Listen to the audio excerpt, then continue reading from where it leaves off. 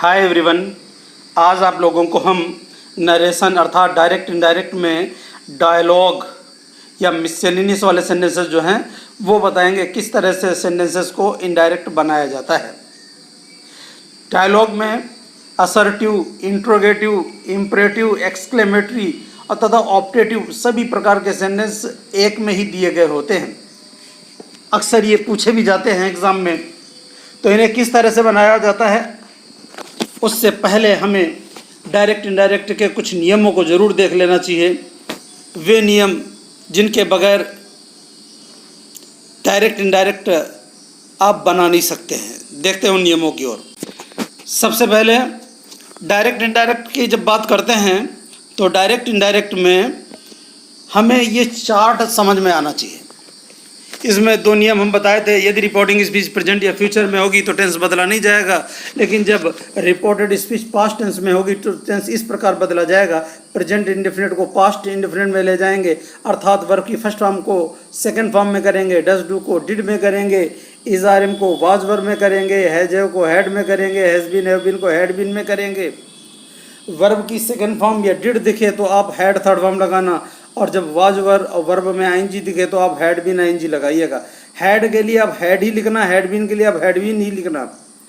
Will के लिए would करना, सेल के लिए शुड करना, विल बी के लिए वुड बी करना, सेल बी के लिए शुड बी, विल हैव के लिए वुड हैव, सेल हैव के लिए should have, will have been के लिए would have been, shall have been के लिए शुड हैव बीन करना। ये चार्ट आप अच्छी तरीके से याद रख सकते हैं तो फिर आप डायरेक्ट इनडायरेक्ट बना सकते हैं। अब बारी आती है पर्सन के चार्ट की। पर्सन में हमने बताया था first person, second person, third person. I we जो है वो फर्स्ट पर्सन है, यू जो है वो सेकंड पर्सन है। आई का ऑब्जेक्ट मी, आई के साथ अपने के लिए माई या माइन, आई का रिफ्लेक्सिव माई सेल्फ। इसी तरह से वी का ऑब्जेक्ट अस, वी के साथ अपने के लिए अवर या अवर्स, और वी का रिफ्लेक्सिव अवर सेल्स। तो ये सारे के सारे जो है वो फर्स्ट पर्सन है। यू का ऑब्जेक्ट यू होता है, यू के साथ अपने के लिए योर या योर्स, और यू का रिफ्लेक्सिव योर सेल्फ होता है। ये सारे के सारे सेकंड पर्सन है, और बाकी जो बच जाता है वो सब थर्ड पर्सन है। चाहे वो ही हो, चाहे सी हो, चाहे दे हो, चाहे इट हो, या कोई नाम हो लड़का या लड़की का, वो सब थर्ड पर्सन है। इनका ऑब्जेक्ट, उनका पॉजिटिव, उनका रिफ्लेक्सिव, ये सब थर्ड पर्सन है। और फर्स्ट पर्सन को रिपोर्टिंग स्पीच के सब्जेक्ट के अनुसार बदलना, सेकेंड पर्सन को रिपोर्टिंग स्पीच के ऑब्जेक्ट के अनुसार बदलना, और थर्ड पर्सन को नो चेंज करना। और साथ में ये भी याद रखिएगा कि नाउ को देन किया जाता है, दिस को दैट किया जाता है, दिस को दोज किया जाता है, एगो को बिफोर, दस को सो किया जाता है, लास्ट को द प्रीवियस किया जाता है, द नेक्स्ट को द फॉलोइंग किया जाता है, टुडे को दैट डे किया जाता है। ये इस तरह से बदला जाता है, लेकिन ये याद रखना उल्टा मत करना। देन को नाउ नहीं किया जाता है, दैट को दिस नहीं किया जाता है, ये याद रखिएगा। इतने नियम अगर याद हैं आपको तो फिर डायरेक्ट इनडायरेक्ट बनाना जो है वो बड़ा आसान हो जाता है। देखते हैं डायरेक्ट इनडायरेक्ट बनाना। तो पहला सेंटेंस हमारा लिखा है, the teacher became angry with the student and said why have you again disturbed. आप जब कभी भी इनडायरेक्ट बनाओ तो सबसे पहले क्या करो, आप इसको अच्छी तरीके से पढ़ लो। हमने देखा इन्वर्टर कॉमा यहाँ से शुरू हुआ, यानी ये रिपोर्टेड स्पीच है। इससे पहले ये WH से स्टार्ट हुआ, यहाँ क्वेश्चन मार्क लगा, इसका मतलब यहाँ पर सेड की जगह आस्क्ड होगा। तो ऐसा होगा, the teacher became angry with the student and asked. चाहो तो स्टूडेंट लिखा, चाहो तो यहाँ पर हिम लगा दो ऑब्जेक्ट में, नहीं तो ऐसे छोड़ दो आस्क्ड। WH से स्टार्ट होता है तो इन्वर्टर कॉमा हटाने के लिए कुछ नहीं लगाते, वाई को वाई लिखते हैं तो आस्क्ड वाई या asked him why. Helping verb को सब्जेक्ट के बाद में ले जाना, यू सेकंड पर्सन छात्र के अनुसार बदला जाएगा तो यहाँ पर ही हो जाएगा। हैज हैव को हैड करेंगे तो ऐसा का why he had again disturbed the class in that way, this को दैट किया जाएगा। अब आगे क्या रहता है, लिखा आगे, I have told you before that when I am speaking you should be silent. यानी कि अब हमने अध्यापक ने उसे याद दिलाया, तो याद दिलाने के लिए चाहो तो इसको यहीं से बना लो, चाहो तो बाद वाला पहले बना लो। तो ऐसा होगा, and the teacher reminded the student, and the teacher reminded the student that he had told him there before, चाहो तो एगो कर दो, that when he was speaking comma he should be silent। चाहो तो ऐसा कर दो, and reminded him that he should be silent when he was speaking।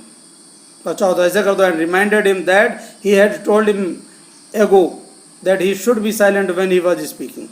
और आगे रहता है ऑर्डर किए हैं, फिर अब कहे हैं कमरे से निकल जाओ, वापस मत लौटना, तो ऑर्डर किए तो ऐसा का the teacher and the teacher ordered the student to leave the room and not to return again that day. इस तरह से बना है। अब इसको इनडायरेक्ट कैसे बना है, अब ये देख भी लीजिएगा। तो द टीचर को हमने the teacher became angry with the student इतना लिखा है, आस्क्ड के बाद हिम लगा दिया, डब्ल्यू ऐसे कर दिया, यू सेकंड पर्सन था, छात्र के अनुसार ही कर दिए, है जो को हेड कर दिए, और इतना यहाँ तक दिस का दैट करके यहाँ तक हो गया। फिर आगे जब याद दिलाएं तो ही या टीचर कहते हैं the teacher reminded him that he had told him before that he should be silent when he was speaking. और आगे आदेश दिए हैं तो द टीचर या he ordered him to leave the room and not to return again that day. इस तरह से बनेगा। उम्मीद करते हैं आपको समझ में आया होगा। आप इसे फिर से दोबारा देख लीजिएगा तो समझ में जल्दी आ जाएगा। इस बार हमने दूसरा सेंटेंस लिखा, द प्रिंसिपल कहता है व्हाट आर यू डूइंग, क्या कर रहे हो। मुकेश कहता है I am ringing the bell, मैं घंटी बजा रहा हूँ। प्रिंसिपल कहता है have you clean the all the desk, क्या तुमने सभी डेस्कों को साफ कर लिया है। मुकेश कहता है यस सर। यानी इनकी बातचीत हो रही है। पहले प्रिंसिपल ने मुकेश से पूछा तो प्रिंसिपल आस्क्ड मुकेश हो जाएगा। तो कैसे बना, principal asked Mukesh what, you second person Mukesh के अनुसार ही वाज डूइंग होगा, तो principal asked Mukesh what he was doing. इस तरह से बना, the principal asked Mukesh what he was doing. अब क्या हुआ, मुकेश ने उत्तर दिया, एंड करके जोड़ दो, and Mukesh replied that he was ringing the bell, and Mukesh replied that he was ringing the bell. अब प्रधानाचार्य ने दोबारा पूछा है तो principal asked and the principal, या केवल the principal asked again. Mukesh से पूछे तो मुकेश लगा भी दो, नहीं तो हिम लगा सकते हो, नहीं तो कुछ भी न लगाओ, ऐसे चल जाएगा। द प्रिंसिपल आस्क्ड अगेन, या the principal asked Mukesh again, या the principal asked him again, ऐसे भी हो जाएगा। और हेल्पिंग वर्ब से स्टार्ट है तो इन्वर्ट का हटाने के लिए लगाएंगे, चाहे इस तरह से ही लिखा हो, इन्वर्ट का ना लगा हो जब भी। If you second person Mukesh के अनुसार ही है को had, if he had cleaned all the desk, if he had cleaned all the desk. अच्छा, ही क्लियर नहीं है, ये कन्फ्यूजन क्रिएट कर सकता है इनडायरेक्ट से डायरेक्ट बनाने में कि ही किसके लिए, मुकेश के लिए आया है कि टीचर के लिए, तो इसलिए ब्रैकेट में मुकेश भी कर दिए। अब मुकेश ने कहा यस सर, हाँ श्रीमान जी, मतलब मुकेश ने सम्मानपूर्वक उत्तर दिया कि उसने साफ कर लिया। तो ऐसा कहा and Mukesh replied respectfully, sir हटाकर रेस्पेक्टफुली करते हैं, तो Mukesh replied respectfully that, invert का हटाने के लिए दैट लगाते हैं जब यस या नो हो। अब मुकेश लड़का है तो ही करेंगे, और आगे हेल्पिंग वर्ब है जो को हैड किया गया था तो हैड करेंगे, बस हो गया दैट ही हैड। और चाहो तो इतना करो तो that he had cleaned all the desk, इस तरह से बना सकते हो। तो इसे फिर से देख लीजिएगा किस तरह से बना है, अच्छी तरीके से देख लेंगे तो फिर ये दिक्कत नहीं करेंगे दोबारा। नेक्स्ट सेंटेंस आता है हमारा, the traveller said can you tell me the way to the nearest inn, यात्री ने कहा क्या आप मुझे पड़ोस की या पास की सराय के बारे में बता सकते हैं। यस रिप्लाइड द पिजन, किसान ने उत्तर दिया हाँ। Do you want one in which you can spend the night, क्या आप ऐसी सराय चाहते हैं जिसमें आप रात बिता सकें। नो रिप्लाइड द ट्रेवलर, यात्री ने उत्तर दिया नहीं, आई वांट ओनली ए मील, मैं तो केवल वहाँ भोजन करना चाहता हूँ। तो मतलब यात्री ने किसान से पूछा, तो ऐसा होगा the traveller asked the peasant, इसको उठाकर ऑब्जेक्ट कर दो, तो the traveller asked the peasant, helping verb से स्टार्ट इन्वर्ट का हटाने के लिए इफ लगाना, यू सेकंड पर्सन पीजेंट के अनुसार ही हो जाएगा। तो ऐसा the traveller asked the peasant if he could tell him the way to the nearest inn, इस तरह से हमारा बन गया। The traveller asked the peasant if he could tell him the way to the nearest in.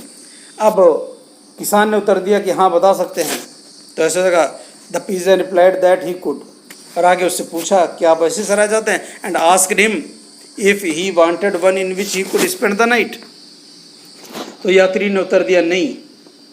The traveller replied that he did not want to stay, कि वो वहाँ ठहरना नहीं चाहता है, बल्कि वो आई वांट ओनली ए मील, ही कर देना, वांट का सेकंड वांटेड कर देना, ही वांटेड ओनली, तो इस तरह से हो जाएगा that he did not want to stay but he wanted only a meal. इस तरह से हमारा इनडायरेक्ट बन जाएगा। अब नेक्स्ट सेंटेंस हमारा है what are you doing here, तुम यहाँ क्या कर रहे हो। Said the tiger to the hare, चीते ने खरगोश से कहा। पहले आप इतना बना लीजिएगा, said the tiger to the hare को। चूंकि ये सेंटेंस इंट्रोगेटिव है तो आस्क कर देना, तो ऐसा होगा the tiger asked the hare. ये पहले लिख दीजिएगा, the tiger asked the hare what, you second person है, हेयर के अनुसार इट कर दो, what it was doing there, ऐसे बन गया हमारा। अब क्या हुआ, I am looking at my grandfather's going, replied the hare. खरगोश ने उत्तर दिया, मैं तो अपने दादा के जाने को देख रहा हूँ। यानी कि ये उत्तर दे रहे हैं तो इतना कर दो, the hare replied that, I first person hare के अनुसार इट कर दो, इजारे को वाज कर दो, तो it was looking at its grandfather's going. अब चीते ने दोबारा पूछा तो जैसा the tiger asked the hare again where it was. अब इन्होंने उत्तर दिया या सूचित किया, द हेयर रिप्लाइड या the hare informed that it was there in that tree, in the tree. और आगे ये प्लीज लगा है, निवेदन किया, requested not to beat it and have a good look at it. चलो तो इसको पहले कर दो, and requested to have a good look at it and not to beat it. इस तरह से इनडायरेक्ट बन जाता है। इसका पूरा आंसर ये दिया गया है कि the tiger asked the hare what it was doing there and hare replied that it was looking at its grandfather's going. The tiger asked again where it was. The hare replied that it was there in the tree and requested him to have a good look at it but not to beat it. इस तरह से indirect बन जाता है। अब इसको ठीक से फिर से देख लो, समझ में आ जाएगा। नेक्स्ट सेंटेंस हमारा आता है,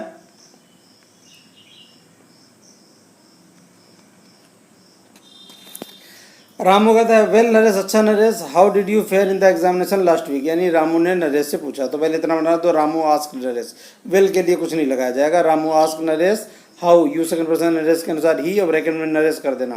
तो ऐसा होगा Ramu ask Naresh how he had fared in the examination the previous week, last को द प्रीवियस करना।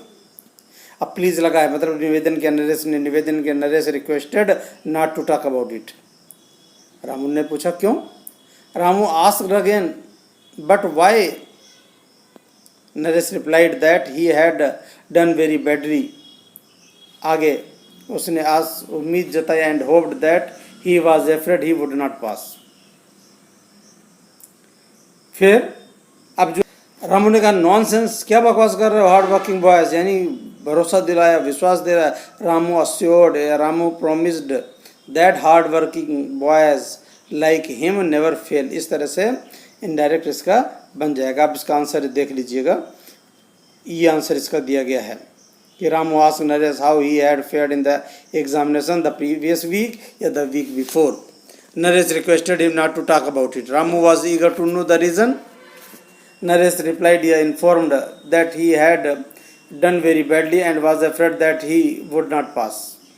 Ramu assured him that he was a foolish fear, that his was a foolish fear as hard working boys like him never fail। इस तरह से indirect इसका बन जाएगा। आप इसको फिर से देख लीजिएगा, उम्मीद करते हैं ये समझ में आएगा। हालांकि ये जब आंसर और क्वेश्चन एक पेज पर नहीं होते हैं तो समझने में थोड़ी सी कठिनाई होती है। फिर भी अगर आपको कोई दिक्कत हो तो आप हमें कमेंट के माध्यम से हमसे पूछ सकते हैं। Thank you.